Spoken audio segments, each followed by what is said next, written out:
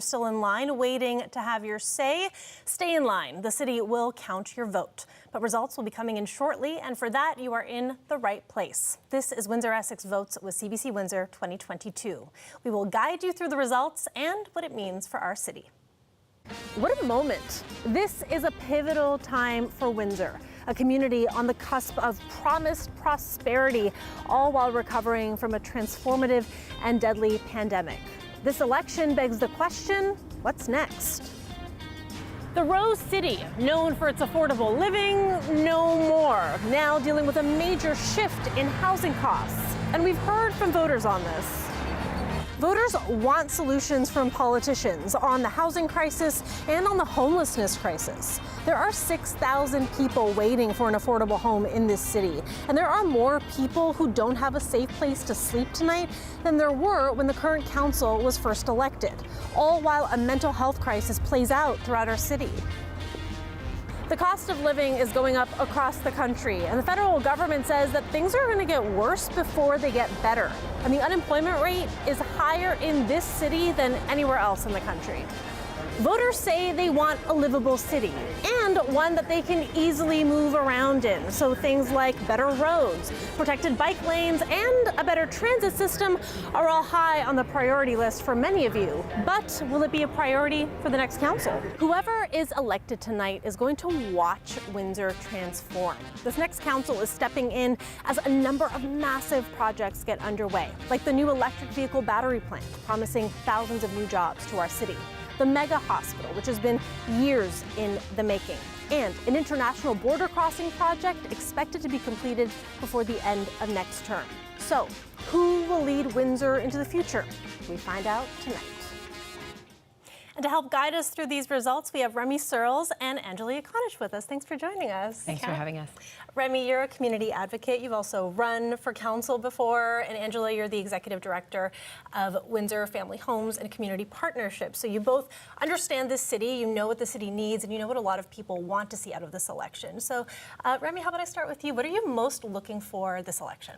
Right now, this election, I'm looking for turnout. I'm looking for people to really come out and vote. A lot of people have a lot of opinions. They are concerned about so many things that you just talked about just a second ago, and I would like them to come out and vote. As you said, if you're in line, then stay in line. Please cast that ballot. I'm looking for a turnout over 40% would be nice, and that's the first thing that's at top of mind for me right now. How about you, Angela? I have to echo what Remy says. I mean, I'm really looking forward to seeing what voter turnout looks like tonight. As we know, in the past, historically, it hasn't been the greatest, especially the last couple elections. So hopefully we'll have better turnout today. Okay, well, we're going to keep coming back to you throughout this evening. And tonight we've also got reporters in the field, two journalists who have been covering this election for us leading up to tonight.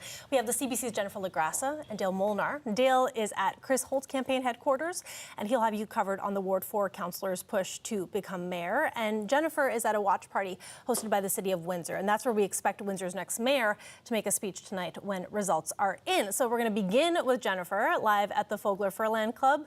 That's where we expect tonight's winner of the mayor's race to make a speech once those results are in. And Drew Dilkins wants to be that man declaring victory tonight, and he's waiting for the results right now at a private event with just family and close friends. But Jen, let's talk about his campaign. What has he been focusing on during this race to get people to vote for him?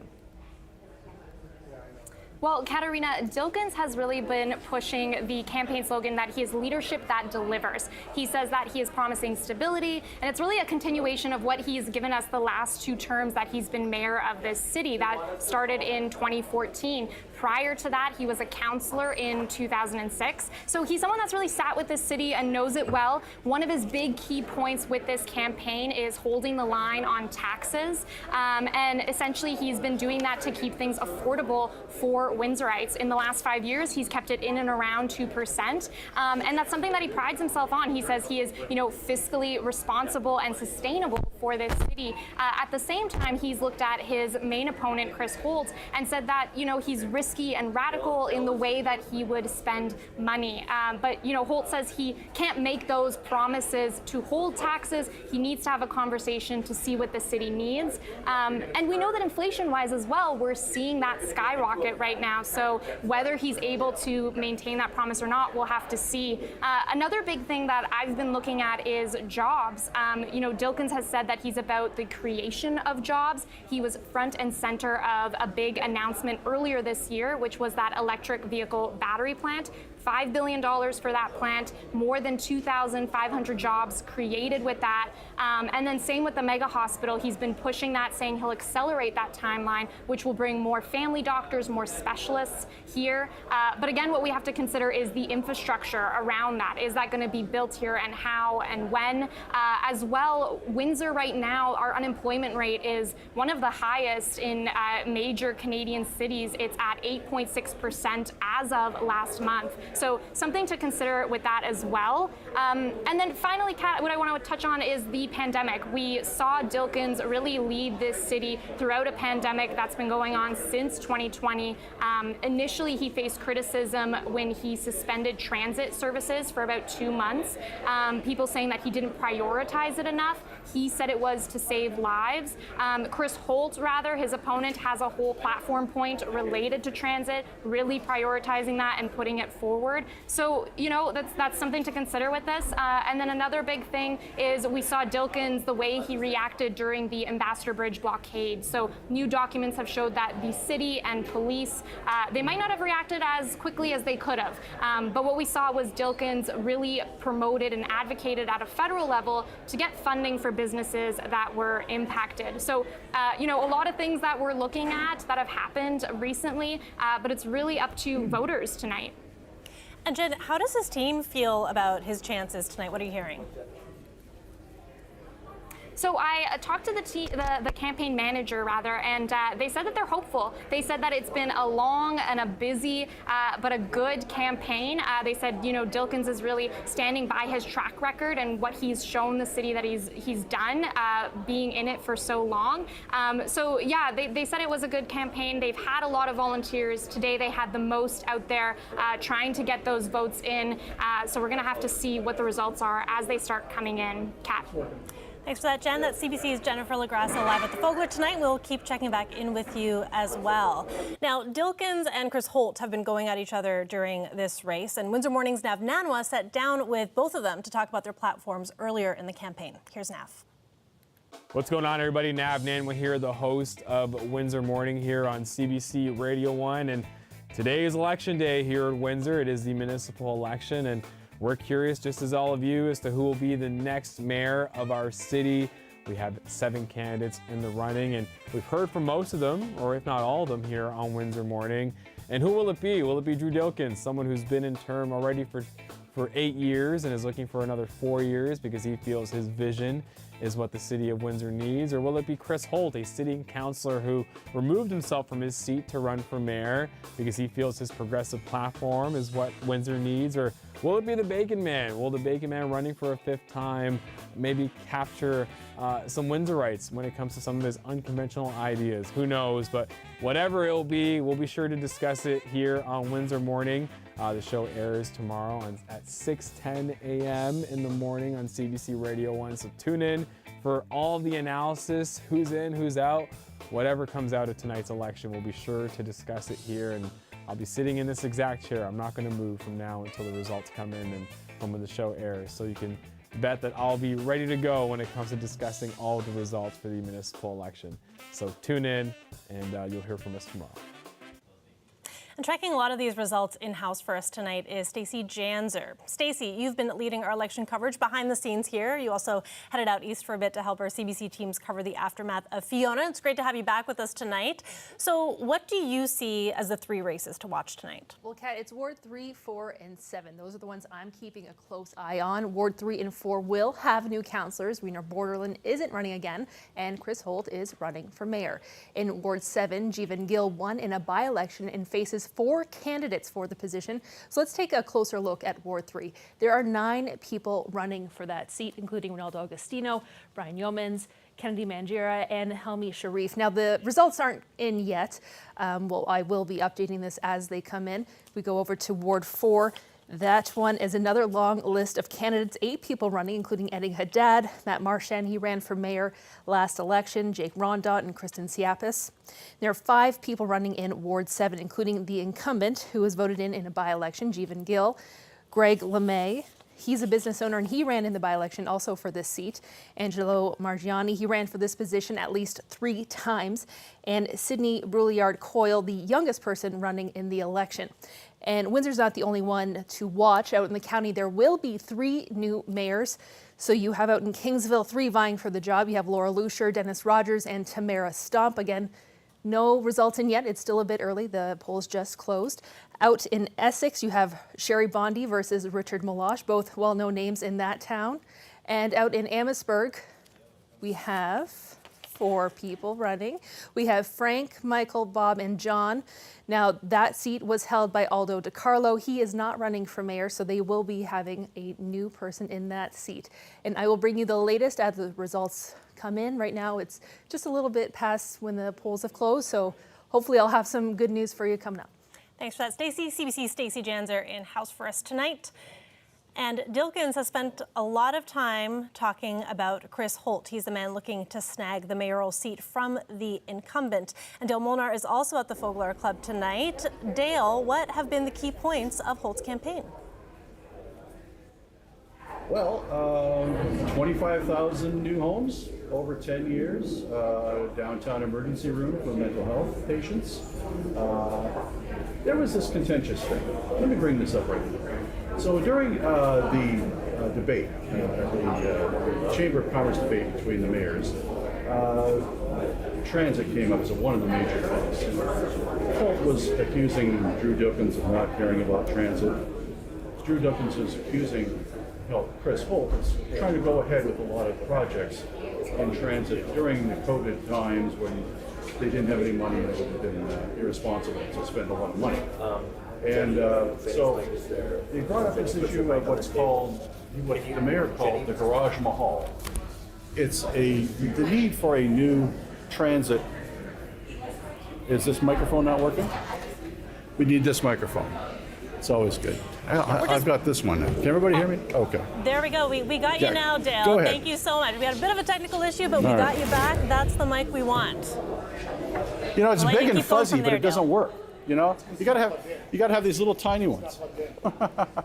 That's okay. So go ahead, Kat. Well, tell me a little bit more about what's at stake here in the Holt campaign. Yeah, you're in the middle of a thought there, so I want you to get that out. Yeah. So back to the garage mahal. So the transit master plan calls for a new transit garage, and Drew Dilkins was saying it's a garage mahal. It's going to cost around $400 million. Chris Holt said, I didn't hear about this, never heard about this. However, when I talked to the CAO, the acting CAO of the city, he said that the figures come from a report from Transit Windsor that it's $200 million to build the garage, $200 million to get it ready to be electrified, and another $100 million or so to electrify it. And so that's where those figures came from. That's one of the contentious things that they argued about. Chris Holt is, of course, trying to... Sorry, Dale, keep going. Go ahead. So Chris Holt is, of course, trying to unseat an incumbent, and this hasn't been done. An incumbent mayor has not been unseated in an election, in a municipal election, since 1974. That's when Burt Weeks unseated Frank Wansborough. Kat? Thanks for that, Dale. Dale Molnar is live tonight, and we will keep checking in as results come in. So the table is set, so we're going to bring back Angela and Remy now. So we heard Stacey talk about some of these key races, and I do want to focus in a little bit on wards 3 and 4 because those are really up for grabs here. So Remy, I'll start with you. What are you most looking at when it comes to those wards? Like, what's at stake here? A lot is at stake. Wards 3 and 4 are particularly interesting. They are the city's core. They are densely populated areas that have a very large diversity of people. They've got a diversity in socioeconomic status, and they're very interesting wards to watch. Ward 4 is where I ran. That ward has got everything from new immigrant communities. It's got old communities that have been there for quite some time. You've got Little Italy in that area. You've got the Wyandotte area in that area. You've got a lot happening. Walkerville, BIA, lots of things going on. But at the same time, you've got some real issues within both wards 3 and 4. Both have housing concerns. We'd absolutely need more housing capacity, but at the same time, we need that to be affordable. So houses in the Walkerville area are not affordable at this point. So that's the type of things that I'm really looking to see.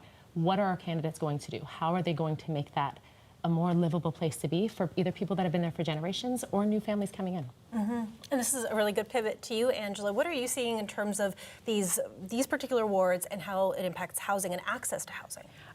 The majority of our homes at Windsor Family Homes fall within Ward 3 and 4. So obviously I'm looking not only for more affordable housing, but true affordable housing. As we know, things are getting more and more expensive, so what people can afford housing-wise and still be able to feed themselves is of great concern to me. So when we started the election process, maybe these things weren't as big of a deal as they will be a year from now. So I'm looking for somebody that would be able to pivot and address poverty as a whole, food insecurity, as well as the housing issue. Well, I want us to hear from some voters as well, because CBC has heard so much from voters about how much housing is a very important election issue to them. So here's some of what we've heard in the lead up. Right now, I'm actually in I'm trying to buy a home, and well, all the homes here are shot up in price. So I figured, if there's more homes to get built, I can finally get a home of my own. Sometimes it's very hard to find a good house because sometimes we got a house, but the condition of the house is very bad. So we suffer lots of time in this condition. So I need housing and health is the most priority right now. I want pricings to come down, because when you are a new student coming out or somebody who's on their first year of a new job, how are you expected to pay $500,000, $600,000 with these bidding wars happening? So what are they going to do to cap these prices? Maybe if overseas buyers are coming in, what are they going to do to change that? What are they going to do to cap those prices and change those laws and regulations against that? I'm new to Windsor, and when I've come to Windsor, the first thing I notice is the number of homeless people and people with addictions and mental health problems. And I think so many of those problems could be solved if there was just a lot of low-income housing available. A lot. And it's possible. It's worth the investment, because when I drive around Windsor, I see so many very large buildings that are empty that could easily be turned into low-income housing. I don't understand it, because the municipality must spend a lot of money responding to the homelessness and the addictions and mental health problems. Why not spend the same money in preventing those problems by providing housing? So clearly an important election issue, but I also want to ask about, it's one thing to get people into housing, but it's another thing to also keep them there. So what are the challenges there? As your last guest was saying, we see a lot of addictions and mental health, and it's very, very difficult for bringing people out of homelessness and putting them within four walls. That's fine, I can house all the people, but keeping them housed is the challenge. So one of the biggest issues for me is we need supports in housing. We need to be able to support people who may have significant challenges in keeping themselves housed. So that for my agency, it looks like providing a social worker, providing food from a food bank, any sort of social supports. So it's a challenge because the supports are not funded. The four walls are, but the supports are not. And are the candidates addressing that aspect? And Remy, both of you can weigh in on this. Like, are you seeing candidates stepping up to this? You know what, Kat, to some degree, but here's the thing. This isn't an issue that's an easy fix. There's no Band-Aid for cyclical poverty. There's no Band-Aid for generational poverty, for continual cyclical underhoused individuals. There's no easy way to just say, as Angela said, you can't just put four walls up and say, okay, fine, you're good now. There are massive other issues that we need to look at, and none of those are quick fixes. Putting up a house is not an answer. It's one piece of what we need to start talking about, but it's not it. We need to really start talking about how we bring, Angela said this earlier, how do we bring people out of poverty? How do we give someone a lifeline and a rope to hold on to so that this ends, so that their children aren't dealing with the same thing and their grandkids aren't dealing with the same thing? That's what we see every single day within the shelter system, within the low-income housing system. You see it on a regular basis. There's a generational issue here. We're not fixing the problem, we're putting a Band-Aid on it. Yeah. Angela, do you want to add to that in terms of what you're seeing from candidates? I agree with everything Remy's saying. It's very challenging, and I haven't seen a whole lot about the supports and housing piece.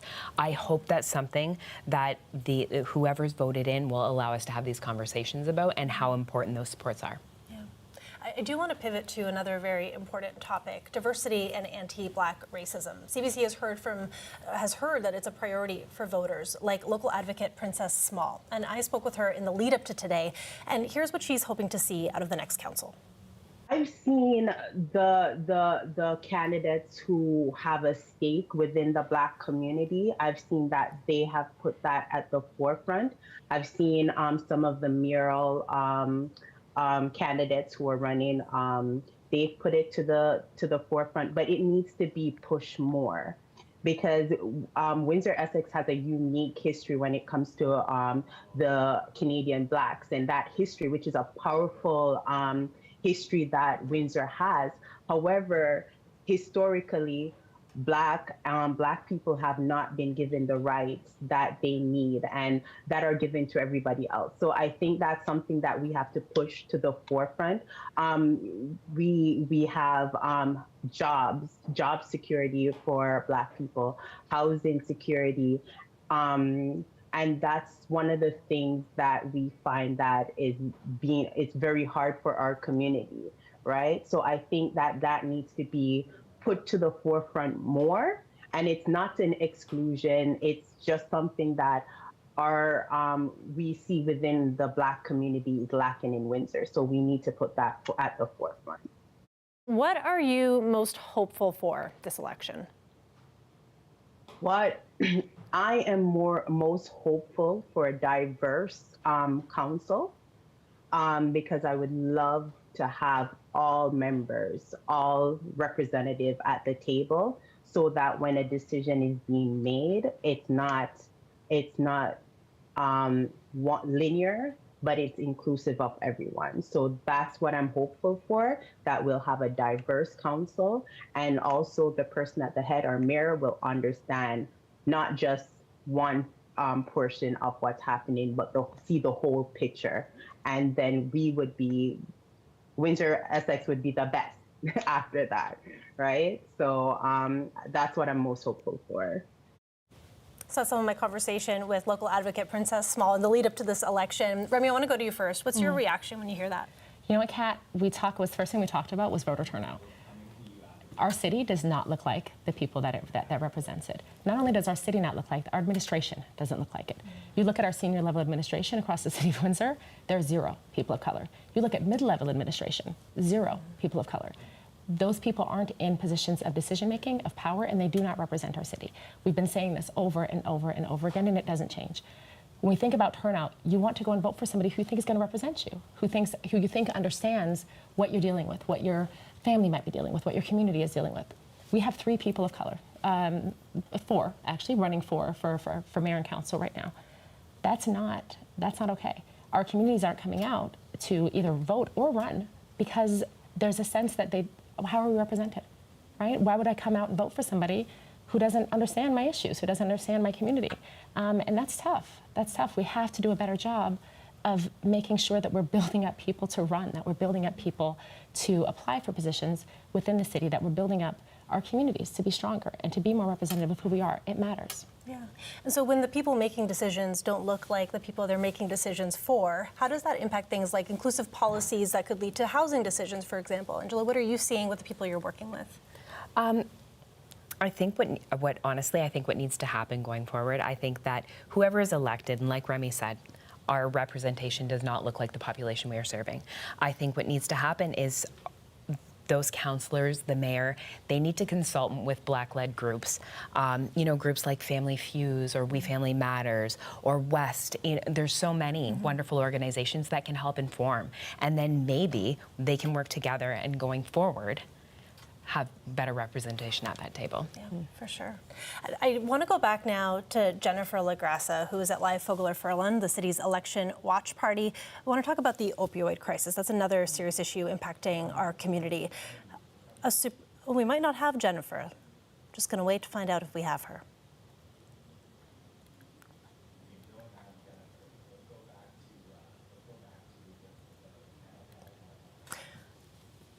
we're going to go back to the panel now.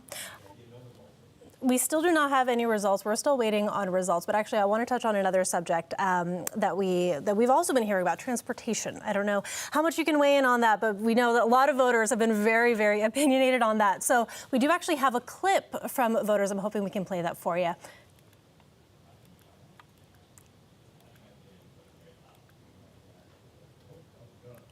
We don't have a clip, but that's okay, because we have panelists who can talk about it.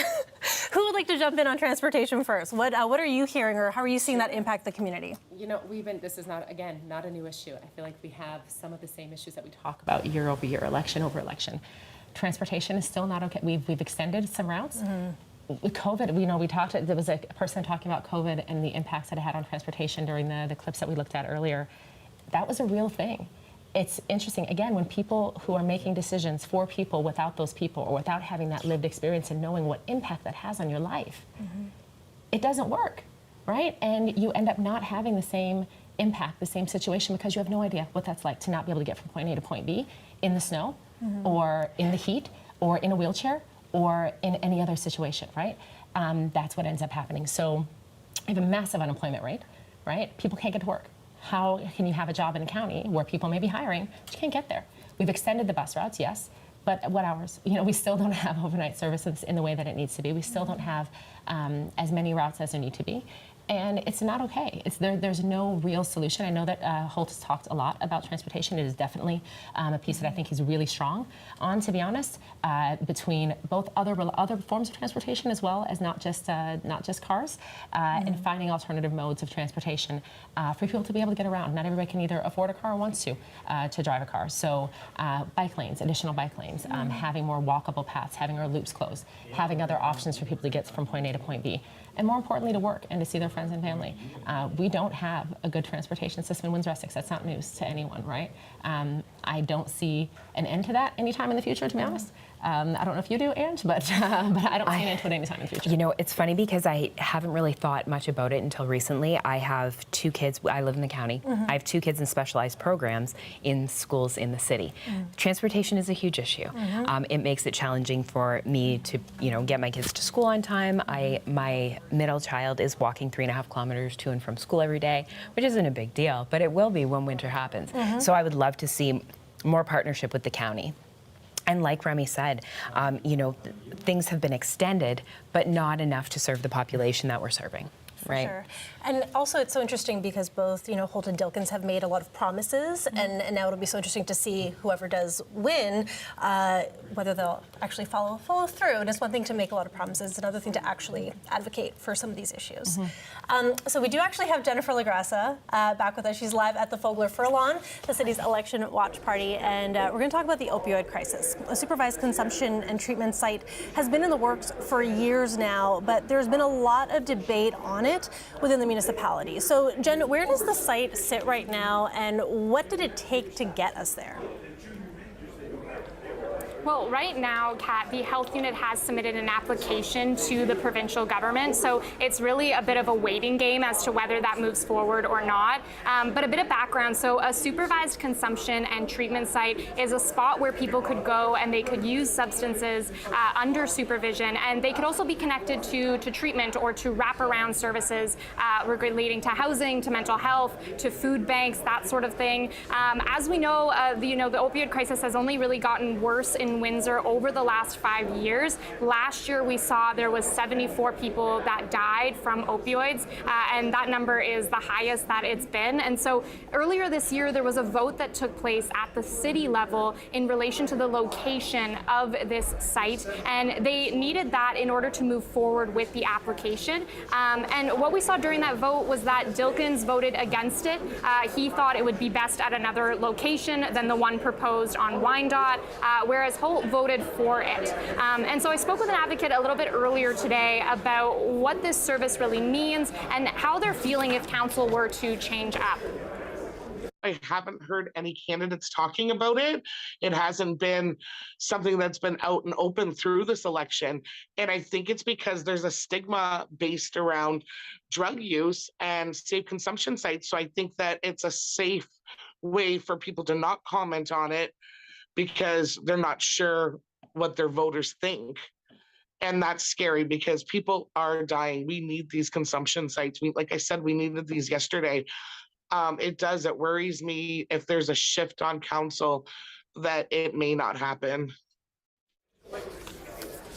And so Dilkins has been against this sort of supervised consumption site. And what we've seen is that he chairs the Police Services Board. And in recent years, there's been a lot of debate and talk about officers carrying naloxone.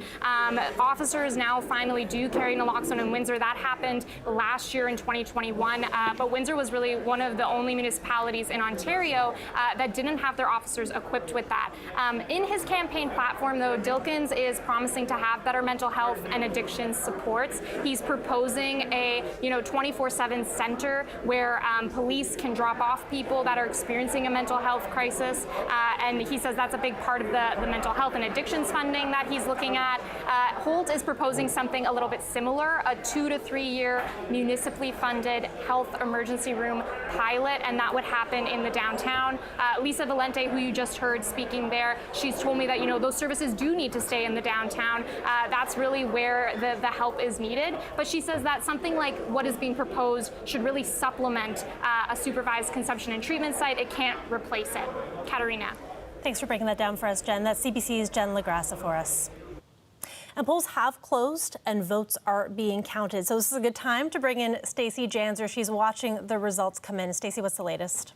Well, I'm watching 3, 4, and 7. Those are the ones that 3 and 4 will have a new councillor. 7, we'll see what's happening. But right now, it's a big load of zeros. Sorry, there's nothing to give you right now. I want to channel my inner Steve Kornacki and get really into the numbers. I've got nothing for you yet. But in Toronto, they have acclaimed John Tory. He will be the mayor for a 3rd term. And as for the numbers here, I know Kingsville and in Essex, they say they expect to have their numbers at 9. Amherstburg says as soon as they're counted, they'll be up on their website. As for Windsor, it should be coming in automatically, but so far, nothing. Thanks for that, Stacey. CBC Stacey Janzer bringing us the latest numbers for us tonight. And now we're going to get an update from Dale Molnar.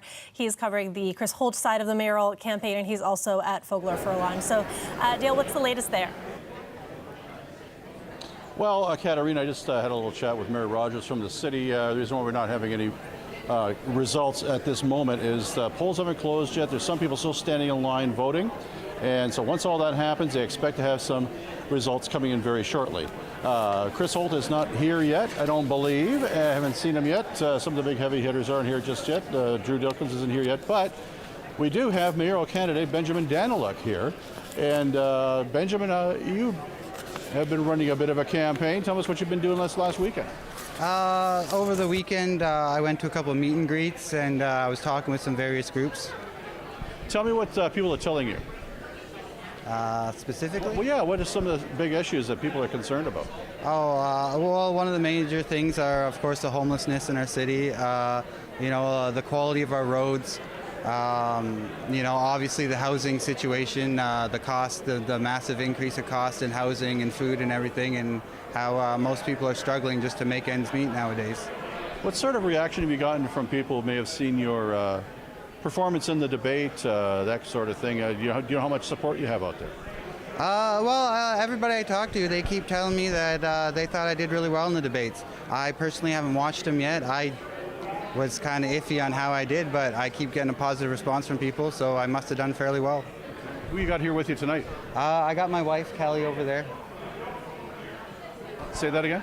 My wife, Kelly. Oh, okay. And anybody else come with you? No, just the two of us. The two of you, okay. What are your plans if you're not successful tonight? Just keep going and prepare for the next election. Yeah. What are you going to do? Like, what are you going to run for? Probably mayor again. Yeah. Well, how about city council? We'll see how it goes. We'll see what happens with this strong mayor thing. I mean, they're trying to take power away from the councillors, and I'm in this to make a difference, and if the councillors can't really do much, then it doesn't really help. Benjamin Daniluk, mayoral candidate. Thank you so much, Benjamin. Hope you have a great evening tonight. Back to you, Kat. Thanks for that, Dale. And as results come in now, I want to go back to the importance of diversity and inclusivity. We talked about this earlier with our panel about how important it is that it's prioritized by this next council. For that, I want to go back to a conversation I had with Kevin McShan in the lead up to this election. He's an accessibility advocate, he's a motivational speaker and a journalist. And earlier in the election, CBC did a story with him about inclusive employment and how he wants municipal leaders to prioritize that. So here's part of our chat. Kevin, after we did our story with you about the importance of accessibility and inclusive employment, what kind of feedback have you received from candidates?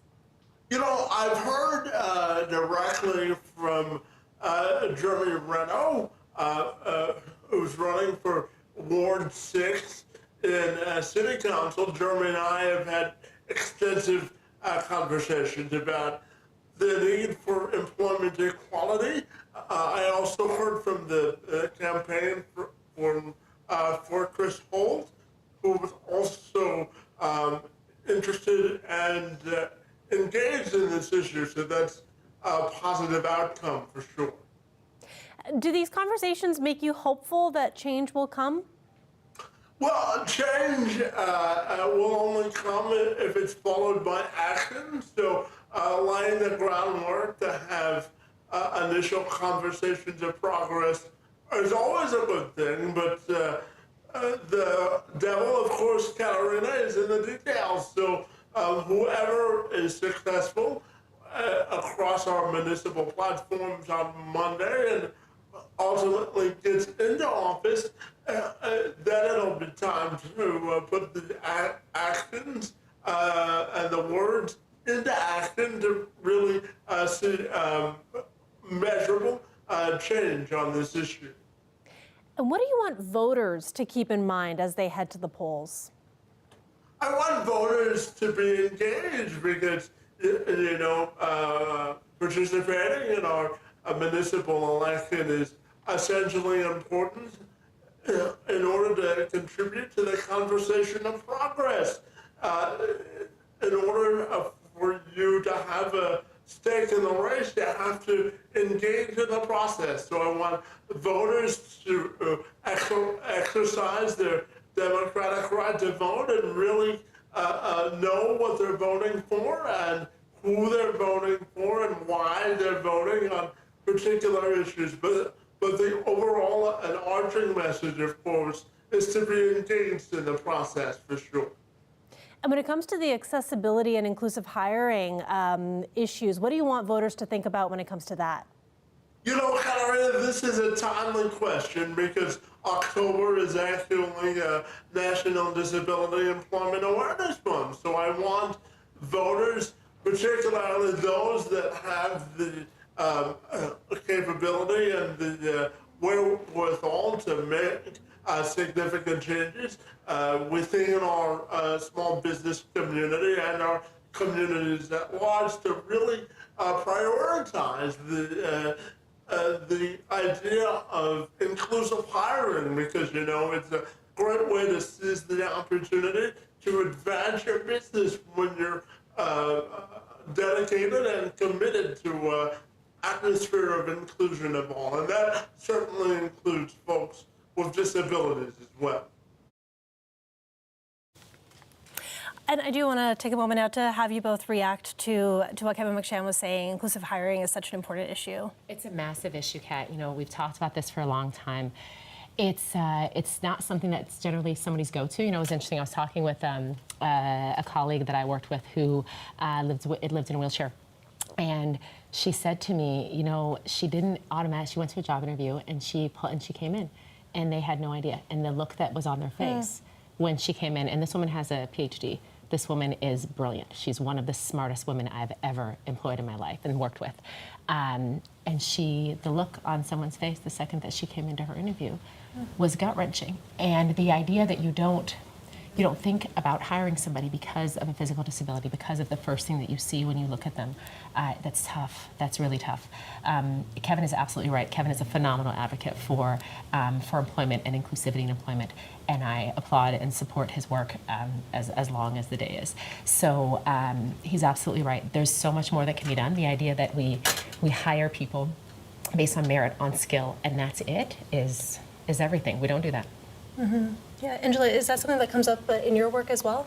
Absolutely, and I think we are dealing less with the physical disabilities and more with the intellectual disabilities, and I think it's so important to recognize inclusivity in employing people who do have intellectual disabilities as well. Yeah, for sure. And Kevin, he speaks a lot about accessibility. A lot of that has to do with mobility and getting around the city as well. I mean, we've talked a little bit about transportation already. Public transit, a big issue. And I know earlier I mentioned we had a clip. We have it now for you. Here's what voters are saying when it comes to transportation and getting around the city. The number one issue for the city of Windsor has to be public transit. I think the mayor was just too cavalier saying, oh, people can just ride their cars. I mean, the people that need the bus don't have cars, right? So I think we really need to work towards establishing good public transit. My daughter lives in Toronto, and I know it's hard to compare, but we don't have a good public transit system. People want livable, walkable, accessible neighborhoods like we have. And to do that, we need to revamp our transit system. We also need to revamp the bicycle lanes and stuff like that. And maybe also, close streets from time to time more often to create the kind of environment that we see as very much flourishing here tonight. Okay, I think, firstly, public transit is major. It impacts students, it impacts part-time workers, it impacts full-time workers that don't make enough money to afford a car, which, given the cost of living, keeps going up. We're going to go now to Jennifer LaGrassa. She's at the Fogler Furlong Club, and we're going to talk about the cost of living. So, Jen, give us a rundown on how it's such an important issue this election. Yeah, for sure. Well, Kat, I spoke with recently two businesses. One of them is Chris Page. He owns a food truck, The Frying Saucer. Another is Zuli Ankama. She owns Zuli Eats in Windsor. Both of these restaurant owners were telling me that they're really struggling with the high cost of food. Inflation, was reaching highs this year. Overall inflation has been declining, but food inflation is still something that is increasing month over month. And these two restaurant owners were telling me, even simple things like the cost of oil has tripled within 1 year. And so they're really looking for extra supports from the city is what they were saying. Things like business license fees, even if you're a food truck owner, the ability to park in different places in Windsor, you're very much restricted depending on bylaws. So I know Chris Page, like I mentioned with the Frying Saucer, was looking at maybe loosening some of those bylaws to help his business. I spoke with the Regional Chamber of Commerce, who was telling me, even though we've come out of these lockdowns and even though, ArriveCan has been lifted, so hopefully we're going to see American tourists come back, businesses are really struggling. It's inflation, it's COVID, it's kind of a mix of all of these things right now. And he was saying that the city can really look at easing taxes on small businesses. He as well mentioned reducing or lowering those business fees. And I reached out to the candidates and asked them about this. Many of the candidates are proposing to, temporarily suspend business license permits or reduce those fees so they're not as intense. Drew Dilkins, I know, was looking at parking within the city of Windsor, saying if he could ease up on parking, he might have more people that are able to come and enjoy those business sectors. So it's definitely something that's been top of mind for the candidates. And I know businesses in the city would like to feel some relief as well. Thanks for that, Jen. CBC's Jennifer LaGrassa for us at the Fergalon. We are going to keep checking back in with Jen throughout the evening as results come in. But this is a really good way to pivot and segue into a conversation about the pandemic, because this high cost of living, inflation, in many ways is a symptom of the last couple of years. So how do you feel like the pandemic has been handled at a municipal level? And I'll start with you, Remy. So we talked about transportation a couple of minutes ago and our transit system, and I said it then, and I will say it that much more emphatically now. What not having transit did for people that don't have access to transportation in the city was catastrophic. Mm-hmm. People not having the ability to go where they needed to go, even to get outside. What it's done for people's mental health that had a good situation, that had money, that had a car, that had a place to be. It impacted severely people who were just fine and had every possible resource. Imagine what it did to people who had nothing, who had no one else, who were already isolated to begin with, who already had some depression to begin with, who already had anxiety to begin with, and now they're stuck and they literally can go nowhere. I don't know that, again, the people who make the decisions about the people for whom they're making the decisions, when they don't have that lived experience, when they don't work with those people, when they don't know those people, it's impossible to make an informed decision about how what you're doing might impact them. That's why representation matters. That's why these things are important. When you can't do the basic things that you would need to do on a day-to-day basis, when things are good, when you're okay, when you've got a couple $100s in your pocket and you can maybe go get a little bit of groceries and you can go and see a friend, now you have no way to get there. Now you really don't have any money. Now everything that you thought you had is gone. Yeah. You can't possibly imagine what that's like unless you've either worked in that situation, unless you've known that situation. And the people who are making decisions for our community don't understand that, either personally or professionally. They just don't. And what about now in the process of, because recovery it still feels like recovery is just beginning from the pandemic. So how can the people making these decisions do better when it comes to that? And I guess right now we still don't know who's going to be making these decisions, but what do you hope moving forward? I hope that we are really taking a look at, like Remy said, we're talking to the people that need their voices heard. We are seeing a significant increase in people who need access to food right now because of inflation. And it's only going to get worse. So the easier we can make it for people going forward by including them in these conversations, that's ideal going forward. For sure. Okay, I'm going to check back in now with Stacey Janzer because it looks like we might have some more results for us. Stacey, what's the latest? Well, some good news. So Tecumseh has their unofficial results out, and now that race, the mayor, the deputy mayor, and the Ward 4 councillor had been acclaimed, but in Ward 1 projected to win is Angelica Higgison. In Ward 2 projected to win James Dorner. And Ward 3, Rick Tonal is projected to win, and out in Ward 5, Tanya Jobin. Now, these results are unofficial, of course, but they are out. Kingsville and Essex expected to be out at 9. Amherstburg saying that they'll have those up once they're all counted. Here in Windsor, still no results are in, but we are hearing that there are people still waiting to vote, so they are not counting those until those votes are all in, or putting them out at least.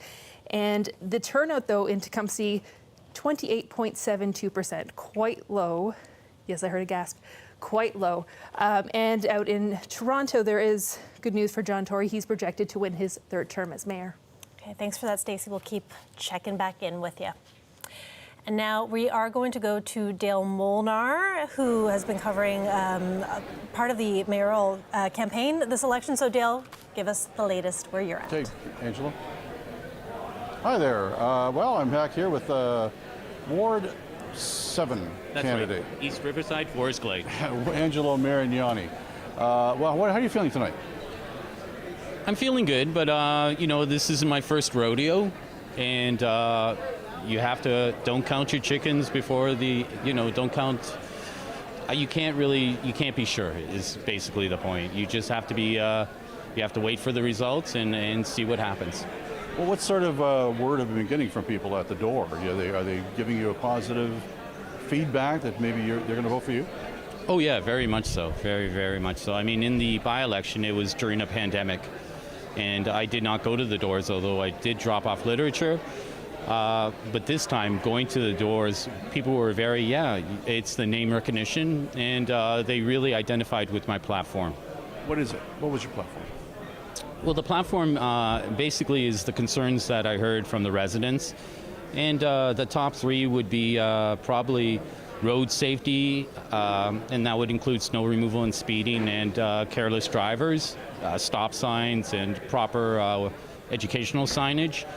Followed by healthcare, which came up. We're in a crisis right now, and in the interim of our new hospital being built at County Road 42 and 9th Concession, we're in a crisis, and we have to have a plan for the next 5 years and 10 years before it's built. So that was a very, very big concern. And the third one would have been public spaces and maintenance of our public spaces, and that covers every spectrum from graffiti to better lighting to paths that are even and not crooked. Sidewalks came up, forestry came up, environmental stewardship came up. There was a lot of everyone had some really great points, and a lot of the ideas that I did make part of my platform came from the people themselves by talking to them.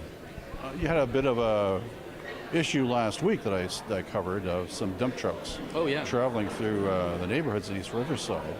Have you been involved in that issue as well? I've received many calls on that. In looking at the bylaw that stated that the road to be taken, the return road had to be the shortest route, which was the Riverside Drive to Green Park to Bandwell, but it said returning. So bringing the aggregate to the LG Stellantis site, it doesn't necessarily have to go down that road. Ideally, it would be LaSalle Parkway, because it is an industrial road made for that type of wear, and it has to be repaired anyhow. So my concern becomes the damage that's going to happen to the road that's going to be on the back of the taxpayers. And when you're saying you're trying to keep taxes low, we have to, as a city council, put this in the tender so that businesses know that they are responsible for these sorts of damages, and by having these guidelines, we save the taxpayer dollars, and that's important as well. Has anyone gotten to the bottom as to why they decided to switch to that road? No, not as of yet. Well, according to the bylaw, and I wish I had this sheet of paper with me, it said that they have to return on the most fuel-efficient route, and that is the most fuel-efficient, but it only says return. You got 400 trucks a day going down that road, so returning 800 trucks, the amount of dust that's going, everyone's car in that area is covered in dust. So there's a lot of concern. There's people who have anxiety and this sort of thing, and breathing issues and health concerns, and their life is miserable right now. There's a lot of people working at home, and they can't work at home because there's constantly trucks going down the road. So maybe by dividing the roads and working with Tecumseh, going down, taking L'Esperance, which is not too far out of the way, and taking LaSalle Parkway, maybe we can ease that problem. Right. Well, like you said, this isn't your first rodeo. It's several rodeos. Yeah. This is number 6. It's number 6. So if you're not successful tonight, will there be a number 7? We'll have to wait and see. Wait and see. Yeah. You're looking forward to being optimistic, not having to worry about that, is what you're saying. Well, no. I mean, no, I don't want to be optimistic. It's good to be optimistic, but we'll cross that bridge when we get there. Okay. Right now, the focus is today and tonight. Right. Thank you so much. Thank you, Dale. Ward 7 candidate Angelo Marignani. Back to you, Kat. Thanks so much for that, Dale. And I really want to take a moment now to go back to our panel. We heard from Jen LaGrassa on the cost of living and what a key issue it is. And I know that you come across this in your work, people you work with. It's a very important issue in our community. Angela, do you want to go first in terms of how it's impacting people that you work with? Yeah, absolutely. As you know, we have a very busy food bank on site. We've always been very busy. We have seen a 38% increase since June of this year in use in the food bank, and donations are way down. When somebody would show up at the door and bring us, say, 6 bags of pasta, they can only bring 3 now because everything's double the price or more. So it's impacting our clients greatly. We're seeing people need to use the food bank more often, but we only have so much food to give out. So it's really stressful as employers, as an organization executive director, and then the employees are stressed out not being able to provide for our clients. You want to help. We want to help. I mean, that's what we're there for. And it's every food bank in the city is experiencing the same thing. We're also seeing a huge increase in people who are working full-time that are accessing food banks. People that would have never had to access before, but now they're having to choose between purchasing food at the grocery store or paying their rent. Yeah. Remy, what are you seeing? No, absolutely the same. The cost of just life, period, for people that were fine is astronomical. When you've got rents that are upwards of $2,000 a month for a 2-bedroom space, in places where it used to be $700, $800, $1,000 a month, $2,000. Rent has doubled. The cost of food has doubled. You can't live. The minimum wage didn't double, right? So when we talk about what the actual cost of living is, what's a basic minimum income in order to live, those numbers aren't even relevant anymore because the cost of living has gone up so much more. you can't make ends meet. You start trying to pay for gas. Maybe you ride the bus, but maybe you can't because there isn't a bus that goes where you need to go. So what are you supposed to do? When you have, there was one of the debates where, during the mayoral debate, we talked about, how do you reduce the cost of living for people in Windsor-Essex? You start talking about, city services, and that's where some of the other things that we can do as a municipality really can come into play, right? So maybe you don't have a gym membership. Maybe you're going to the community center, your local community center.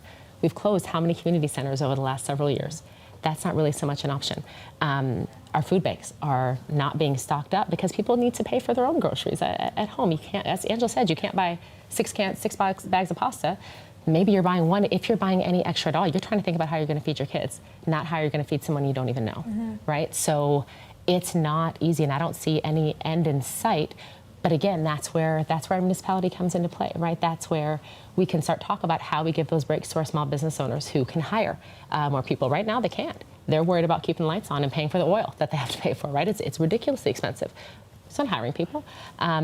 How do we give those folks breaks so that they can bring more people on, so that they can go to work, so that they can feed their kids, and they can do what they need to do. So it's that people trying to keep their head above water, and it's not easy. Somebody was saying earlier about seeing people in the street, and they see people that seem like they're addicted and people that seem like they're not housed.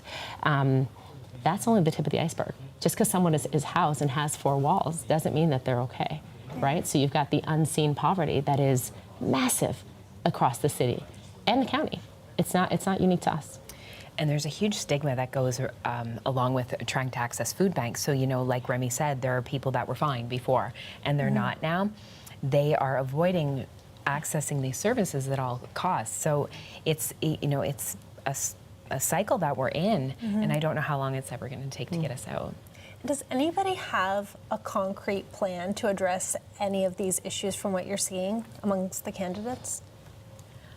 I think that things have changed so much in the last 2 years that even when there was a plan in place, we've had to pivot. We've had to pivot so many times. We've had to change things. I know when the pandemic started, I would literally sit at my desk just trying to figure out how are we going to get through the next month, because we're supporting people who are in a panic too, and not knowing what's next. They're not knowing how they're going to get anywhere. They're not knowing how they're going to get groceries. They can't just do click and collect like somebody else. So, if you don't have a car to go and pull up and get these things. So it's, I hope that we can start moving forward now that things seem to be opening up permanently. Can we get a plan in place? Can we advocate to the new government in our community to create a plan for food security, especially with the cost rising? A year ago, it's not something we may have had to think of. Yeah, exactly. Yeah, exactly. And Remy, you're so passionate about this, and you've run for city council before, and this brings me to a clip that I have, which is from Zaid Khan with the Windsor Islamic Association. And as we start to get some of these results, a lot of candidates are getting good news. A lot of them are not getting good news. But he had a really beautiful message that he wanted to send out to anybody who has put themselves out there to run. And here's what he had to say. We want to be thankful of all of the candidates to make the sacrifice both personally and in your career to go into public service and work towards the betterment of others. This is truly something very noble, and it's something that your community appreciates from you. It is time now for a results check, and for that, we've got Stacey Janzer in-house for us. Stacey, what's the latest? Thanks, Kat. Now, there are some polls that are in, so let me get you started on just Ward 3 right now, if we can bring that up. I believe it's 5 of 42 polls are reporting. Now you can hear me. Yes, no? Let's hope that you can. We got you Great. now. Aren't we all happy? So let's get started. There are some polls that are reporting here in Windsor. You'll have Ward 3, if we can bring that up right now. It's 5 of about 42 polls that are reporting. You see Ronaldo Augustino there with a nice lead, 34.2%. Brian Yeomans with 11.7%. Kennedy 13.3%, and Helmy with 7.5%. And in Ward 4, you'll have a few more as well. You have Eddie Haddad, Matt Marchand, Jake Rondon, but actually Mark McKenzie has the lead right now. Just couldn't fit him on the board. I believe he was 25%. So things are heating up. It's almost 9 o'clock. It's seconds to 9. So hopefully I'll have a little bit more, at least with the county. Those are projected to be out by 9 o'clock. So okay, thanks for that, Stacey. All right, so this is a good time to maybe ask our panelists how the pandemic might be impacting voter turnout or how people are voting. Who wants to start? A loaded question. It is a loaded question. Yeah. I think that people got so used to everything being online. I mean, all of our meetings were by Zoom. Mm-hmm. You know, maybe it's time for the municipality to look at online voting. However, Tecumseh had online voting, and we saw how that went tonight. So, yeah, I was not. You know, we kind of glossed over that 28% turnout in Tecumseh, but oh my goodness, I think that there's an apathy from people just in general. The people are. This pandemic broke people that were fine before, and people that were on the edge are completely broken. And it's hard to come out from that. And as Angela said, we don't really have a plan for how we're going to do that, right? We don't have a plan for the best of us, let alone for those who are the most vulnerable and need our support. I'm shocked at the turnout in Tecumseh. I thought that would at least be a little bit higher. Let's hope that Windsor is a little bit higher and that some of the other counties that are coming out in the county where things are coming in are a little bit better. I think the pandemic changed who we are, right? It changed how we work with each other. But to Angela's point, and I will echo that as loudly as I possibly can without screaming, technology is not new. We can figure this out. There's no reason why we can't have online voting. Absolutely none. It's an accessibility issue. It's a voter suppression issue, to be honest, in a lot of places. Why we don't have online voting, I'm not saying that is here, but it's a massive way to increase access to being able to vote, period. This is not something that's that difficult to do. It really isn't. We learned, if anything, through the pandemic and through COVID that we can figure it out when we have to. And things that we didn't, our court system figured it out, and that was one of the messiest systems on the planet to have to figure out, and they did. I think that our municipality can figure out how to have online voting. I don't think it's that hard. Yeah, and we actually have some more results now. Stacey is back. We have some results out of LaSalle. Stacey. Well, we have the mayor and the deputy mayor had been acclaimed, so that's Krista Malash and Mike Akpata. But for councillors, the leading people, Terry Burns, Mark Carrick, Sue Desjardins, Jeff Reno, and Anita Rico Spinolo. So that's 5 that are leading. Those are unofficial results, and hopefully I'll have some more for you really soon. Okay, thanks for that, Stacey. So back to the race and also how people are voting, but how people are running, because we're 3 women here on this panel, but there are not a lot of women who are running. Why do you think that is? You go ahead. I honestly don't know. We do live in a very unique community where there are a lot of women in lead roles, which is awesome because statistically that doesn't happen. So I'm unsure why women aren't running more. I thought by now we'd see a shift in that. I don't know. I don't have an answer for that. It's disheartening, to say the least. Yeah. There's 2 wards where there are no women running, and there is one where there's only one. There's a couple. Some of the wards where especially you've got multiple 6, 7, 8 candidates, where we've got a few, but honestly, this is not okay. Again, if you're not creating a space that's friendly for women, if you're not creating a space that says it's okay to be a mom and to be a CEO and to be a candidate and to be, if we're not creating that space in order to do that, why on earth would anyone want to? If you don't have a space that represents you. I put my water on the floor. Live television, everybody. If you don't have a space that represents you, then what do you do? I cough through your comments, and you're saying so many important things, so I apologize. Life happens. Okay, I apologize, Remy. That's okay. But yeah, I have kids, you know. I had kids, of course, through an election.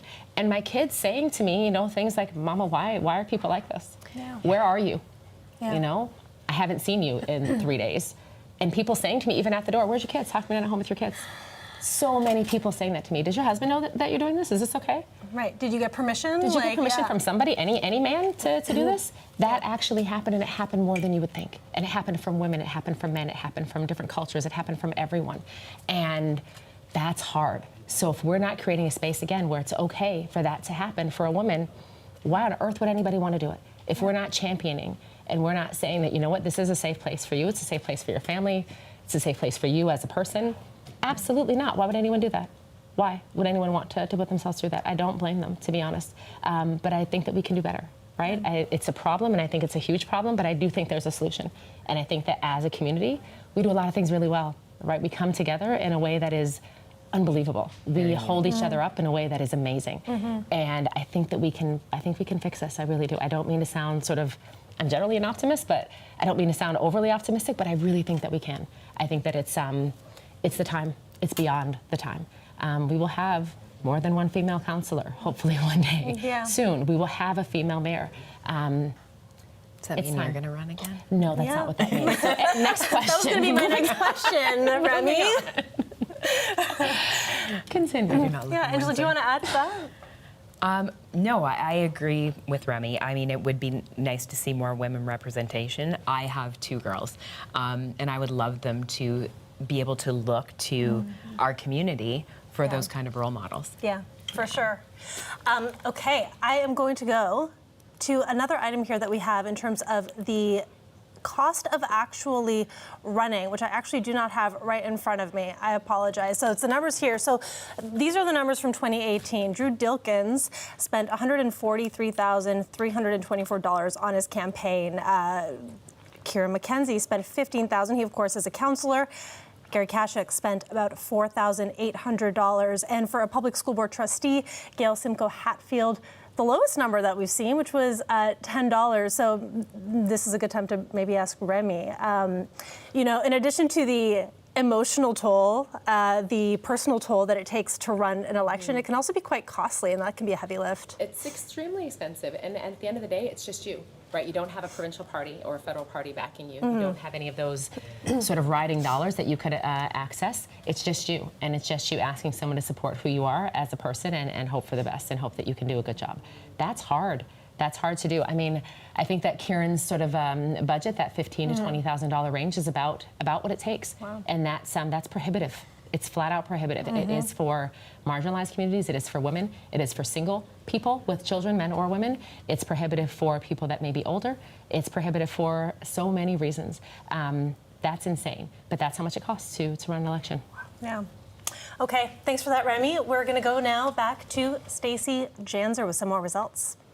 Thanks, Kat. So in Windsor, things are trickling in, but in Amherstburg, there are 5 of 7 polls reporting. These are the unofficial results. With a lead for the mayor is Michael Prue with 48.93% of the vote. Behind him, Bob Rozanovic, 21.46%. And I was checking on Kingsville, nothing there yet. Checking on Essex, they've pushed their what they have is a live announcement on YouTube. They pushed that to 9:45, so it doesn't look like those results will come in anytime soon. But I'm going to keep my eye on all the races that I can. Thanks so much for that, Stacey. We're also a border town, and we know that, Drew Dilkins, there were multiple moments where he advocated for certain things for our community, like with the Arrive Can app. So a lot of things that affect our municipality because we're a border town. So I want to ask both of you what you're seeing in terms of what's at stake at the municipal level and how it might impact either our relationship across the border or things like the bridge, right? The bridge crossing. Yeah, absolutely. The pandemic had a massive impact on a city like ours, right? I'm a U.S. citizen. I was born and raised in Detroit. My kids' grandparents live in Detroit. My family is there. They didn't see their grandfather for 2 years, same as nobody else did, right? My story is the same as anybody else's. It's the people who didn't see their partners for a really long time. That's not new. I think that it is on. I am happy with the advocacy that Mayor Dilkins really pushed for reuniting families, especially, and for opening up trade. The idea that people just weren't able to come and weren't able to spend money, weren't able to do the things that we needed to do to recover from a pandemic that decimated so many businesses, we needed to have happen, right? So I think that it's, as we look to both midterm elections in the U.S., as we look towards a presidential election, which will happen during this municipal time frame, all of that matters. All of that is hugely important. The city that we're in is so unique. Our bridge will be done, hopefully, very soon, within the next, of course, again, within this term of council and mayor, and that is going to have a huge impact on our economy. It's going to have a huge impact on the types of work that we're able to do and the types of partnerships that we're able to create across the border. So yeah, it's got a massive impact on both individuals, on business, on family, on so many different things. Yeah, did that come across in your work at all, Angela? Not so much at work, but I think we are such a unique community in that we are a border city, and we kind of take it for granted that we can just cross the border whenever we want. My husband is also a U.S. citizen. Luckily, it didn't impact my family at all. Like, we didn't really have those issues, but I think we really saw what an impact it was having on tourism in our city. People don't think of Windsor as a place to go. But people do come. Day trips are huge for us. So it's nice to start, we're seeing people coming back in, but it's still not like it was. Yeah, definitely. So we are still waiting on a number of results, specifically the mayoral race in our city here in Windsor. So while it looks like we might actually have more results. Stacey Janzer just walked up. Stacey, what is the latest? That was a quick throw. So right now in Windsor, and my mic is on, with a strong lead, Drew Dilkins at 62.83%. That's with 13 of 130 polls reporting. Chris Holt at 28.07. Okay. So there's still a lot of polls to go, but that's where we're at right now. Okay, thank you so much for that, Stacey. We also have Dale Molnar standing by. Dale, what is the latest where you're at? Well, Kat, of course, these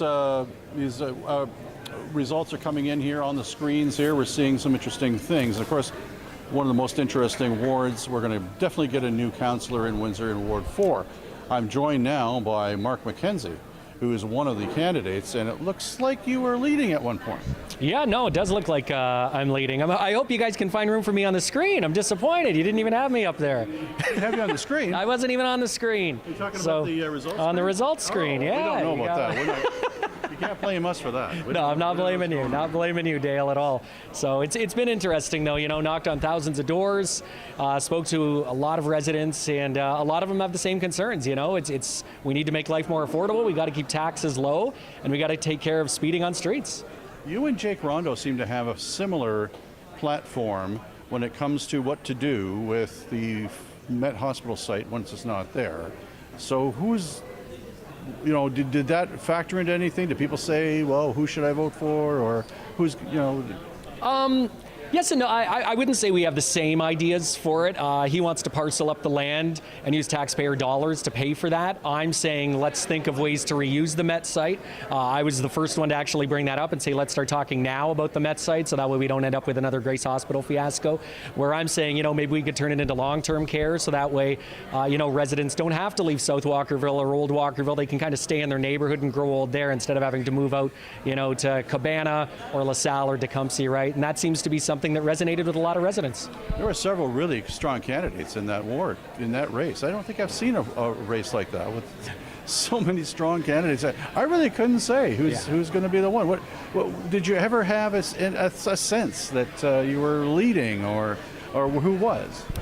Not really. I kind of try not to pay attention to it. I just wanted to, knock on as many doors as I could, talk to as many residents as I could, and that's how you're going to win. And I figured, even if I don't win, hopefully I can at least make some change happen, at City Hall if I don't win, because I already know what the concerns are there. I'm a lifelong resident of Ward 4. You lived across from my parents for years as well, so that's South Walkerville especially. That's my neighborhood, and I'm hoping for a strong result there tonight.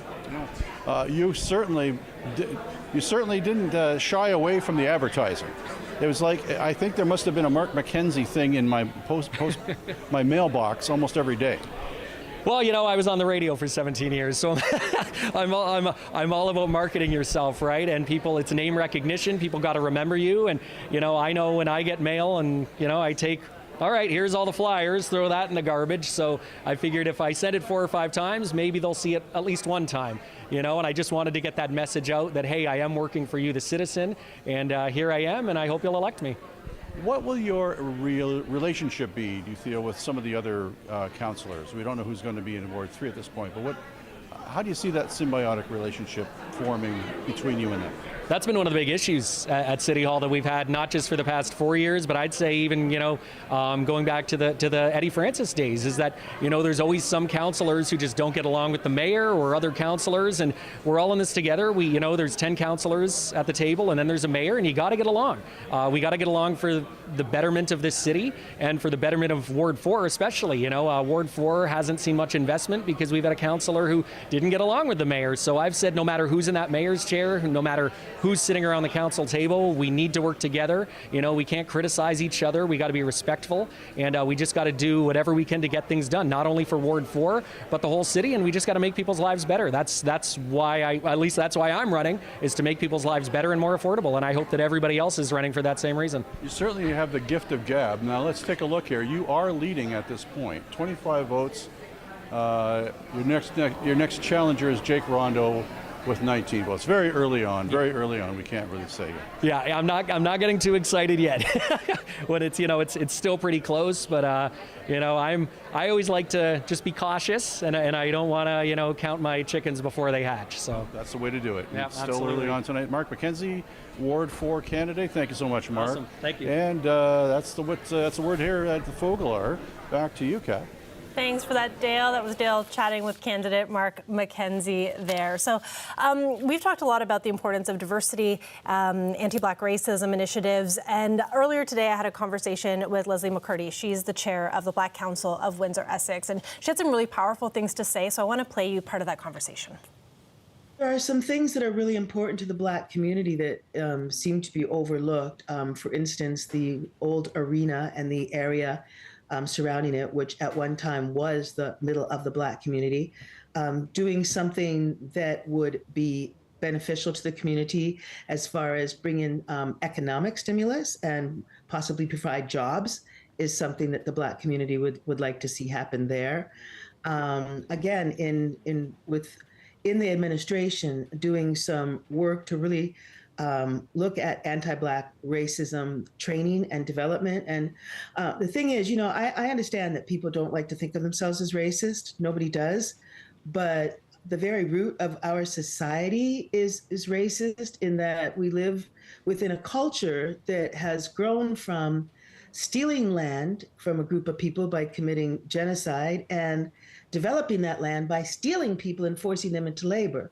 And that's the root of our whole society. And everything stems from that. And that's a racist inception. So, even Black people are racist because we all learn it. That's how deep it is. So we need to have an administration that is at least willing to honestly go through the work of learning about that and taking it into consideration when they make choices about doing things.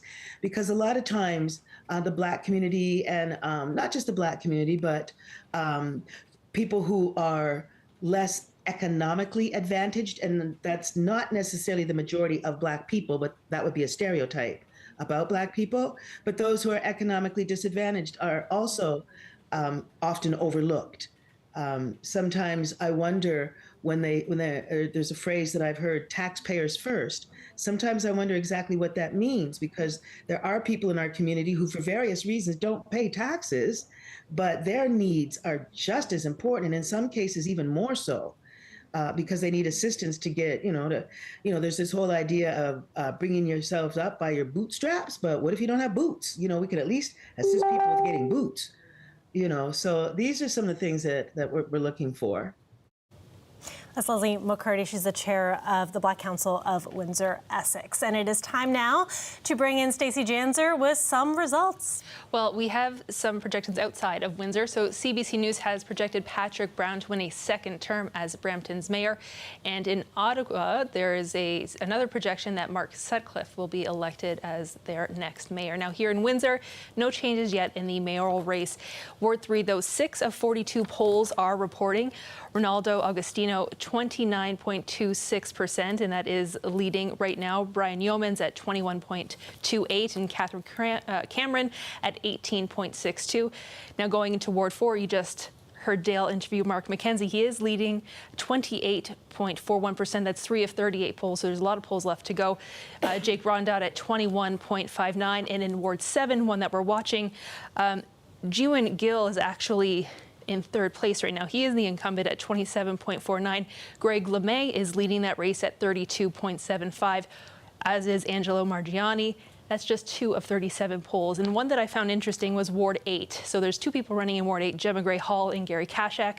One poll reporting, but they're both split at 50-50. So that's exciting. So I'll hopefully be able to update you with another, what are we calling these? An election update. Thank you so much for that, Stacey. Appreciate that rundown.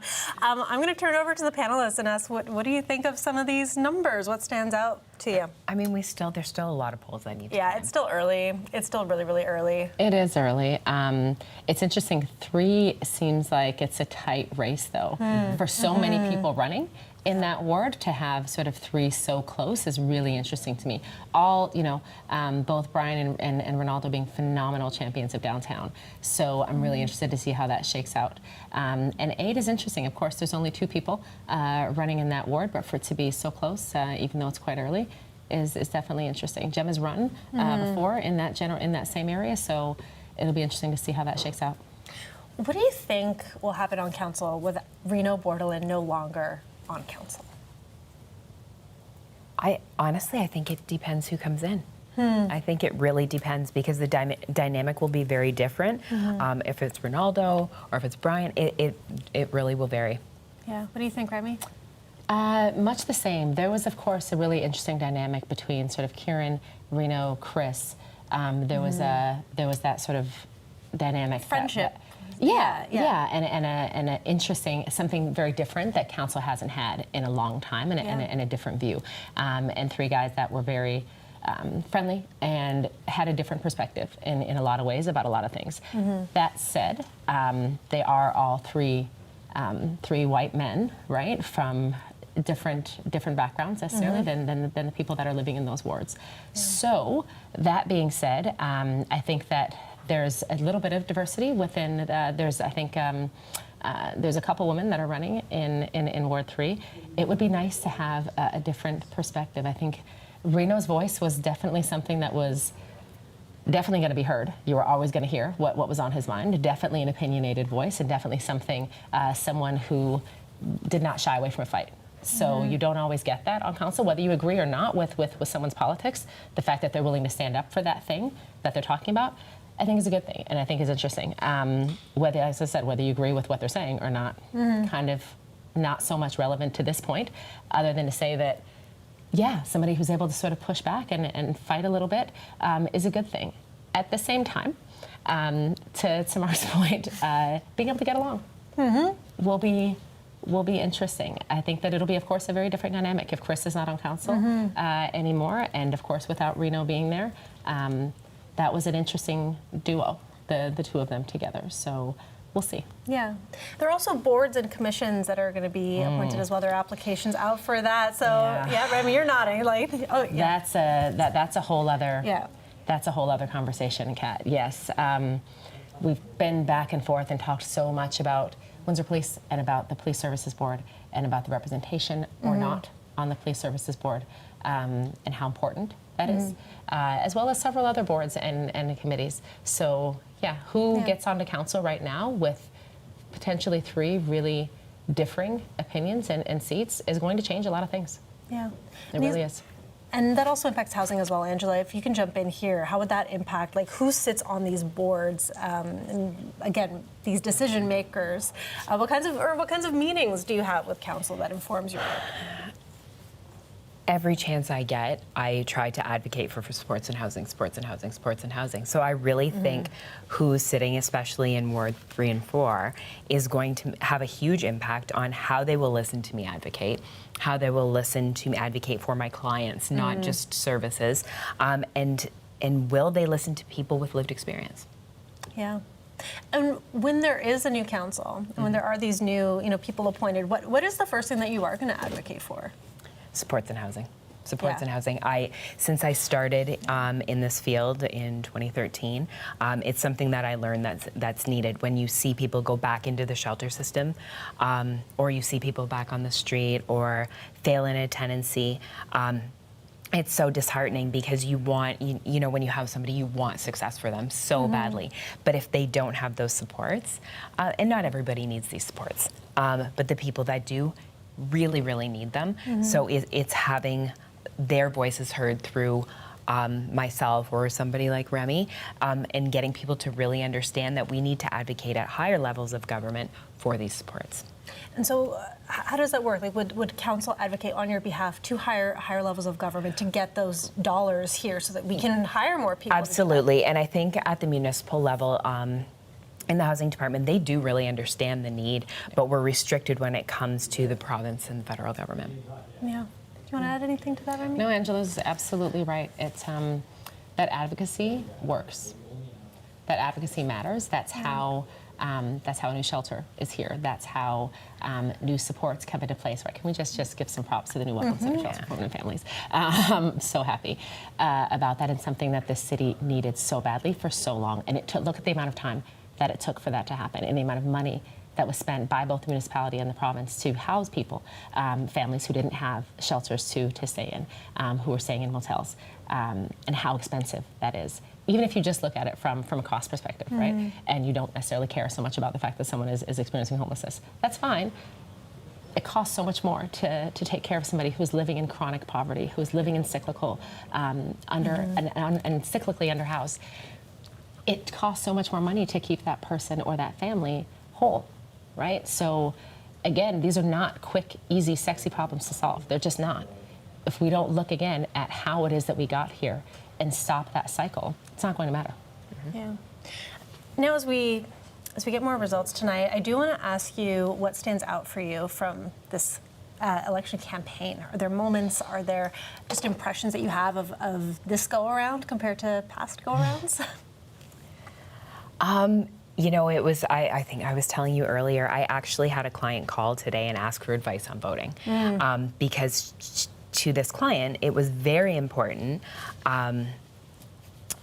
for somebody that would understand the housing and the homelessness piece. And I think we are really seeing a lot from both sides. I mean, different perspectives on it and different approaches, but I'm happy that there is, the thought is there that this is something we will move forward with in a different way that we maybe have in the past.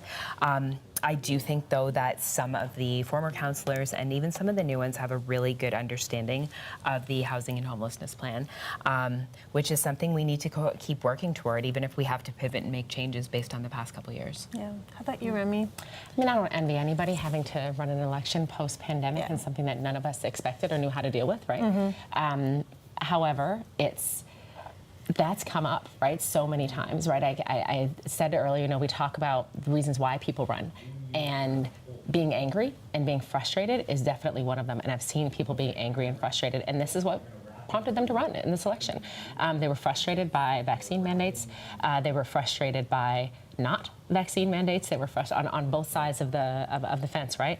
And that really caused people to run. I've seen an anger that I haven't necessarily seen in previous elections recently, anyhow, and a frustration. So this pandemic did so much to so many of us, and I don't think that we've even seen the full results of what that's going to look like yet. Now, as we still await a number of results, and I wish we had them for you right now, but could I give you each an opportunity to reiterate what your hopes are now? You know, and I'll say it till I'm blue in the face, I really hope that there's a focus on not only affordable housing, true affordable housing. Another one of the things I didn't mention is we need advocacy for rent supplements to continue, especially with the rising cost of living. With all of the rent supplements ending in March 2024, this is going to put a lot of people in a very bad position, especially when our housing list is over 5,000 applications long. And then again, the supports in housing. We need people that we need social workers, we need food supports. There's so many wraparound supports that we need, and if we can't provide those, it's just going to be a cycle again. And in a sentence, Remy, how about you? Vote, turnout. Please come out and vote. It's the responsibility of all of us. It's the responsibility, I think, of the municipality and of all of those that are running to make sure that people get out and vote. Thank you so much to both of you. Really appreciate it. The results are continuing to come in. Our live special Laying Out the Table is wrapping up, though. We're still waiting on who will be Windsor's next mayor, but we will have all of that on our website. Thank you so much for watching. None of this would be possible without a stellar crew working behind the scenes. Rob Evans is our switcher director. Chad Montany is our systems technologist. Jacob Barker and Sonia Varmer both in the field with Dale and Jennifer. Carrie Breen is stick handling our coverage online. Stacy in-house. Samantha Craggs, our executive producer, overseeing it all. Craig doing audio. And Chris Ensing, remember him? He produced the special. And of course to Remy and Angela, thank you so much for your expertise tonight. It was really a pleasure. And for working to make Windsor a better place for everyone. Thank you so much. Congratulations and thank you to everyone who voted and to each candidate for winning. Thanks for watching. And you can listen to more tomorrow morning on CBC Radio 1 with Nav Nanwa. And be sure to check for the latest updates on our website, cbc.ca/Windsor. Thanks so much for watching. Have a great night.